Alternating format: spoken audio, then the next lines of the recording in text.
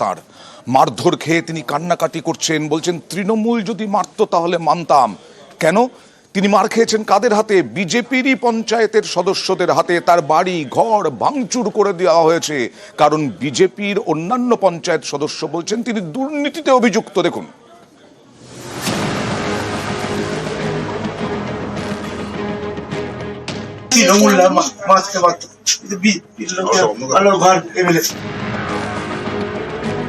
আফসোসটা তার এখানেই, তৃণমূল নয় দলের লোকেরাই তাকে মারধর করেছে,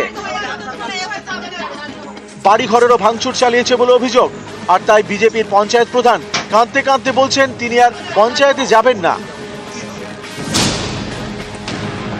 জোরে মারলো গাড়ি, জোরে মারলো আমাকে। আমি পঞ্চায়েতে যাবো না,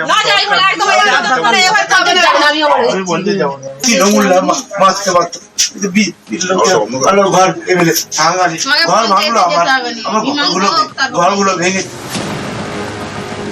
হুগলির খানাকুলের ধান্যঘড়ি পঞ্চায়েত, বিজেপি পরিচালিত এই পঞ্চায়েতে গাছ কাটার টেন্ডার নিয়ে গোলমাল।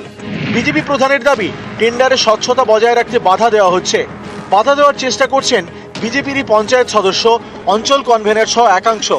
প্রধানকে মারধরের পাশাপাশি তার বাড়িতেও ভাঙচুর করা হয়েছে বলে অভিযোগ। এ নিয়ে বিজেপির পঞ্চায়েত সদস্য সহ 6 জনের বিরুদ্ধে খানাকুল থানায় লিখিত অভিযোগ করেছেন কার্তিক ঘোড়া। যে দুর্নীতিযুক্ত পঞ্চায়েত গড়তে আমরা বদ্ধপরিকর ছিলাম, সেই দুর্নীতিযুক্ত পঞ্চায়েত গড়তে গিয়ে আজকে আমাকে মার খেতে হবে। জেলার নেতৃত্ব, রাজ্য নেতৃত্ব যতক্ষণ না কড়া পদক্ষেপ নেয়, প্রশাসনের যতক্ষণ না কড়া পথে, আমি ততক্ষণ আমি যাবো না। আমি নিরাপত্তার বোধ অভাব করছি। এদিকে অভিযুক্তদের পাল্টা দাবি প্রধান নিজেই দুর্নীতিগ্রস্ত। টেন্ডার প্রক্রিয়া স্বচ্ছতার দাবি ওঠায় নাটক করে ফাঁসানোর চেষ্টা করছেন প্রধান।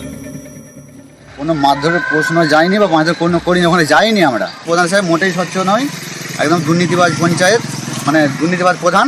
ডাইরেক্ট একদম কলকাতা, ওখানে পর্যন্ত আমরা সুন্দর যে আছে ওখানকে পর্যন্ত আমরা চিঠি নিয়ে যাবো যে এরকম দুর্নীতিবাজ পঞ্চায়েত প্রধানকে আমাদের প্রয়োজন নেই।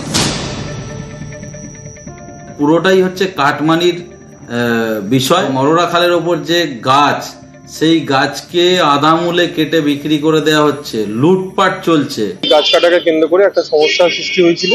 আমাদের পঞ্চায়েত প্রধানের সঙ্গে আমাদের কিছু কর্মীর একটু বচসা হয়েছিল, তো সেই বিষয়েও আমরা নিজেদের মধ্যে একটা আলোচনা করে সেটা মিটিয়ে দিচ্ছি। যেটা তৃণমূলের গোষ্ঠী, অন্য থাকে বিজেপির না।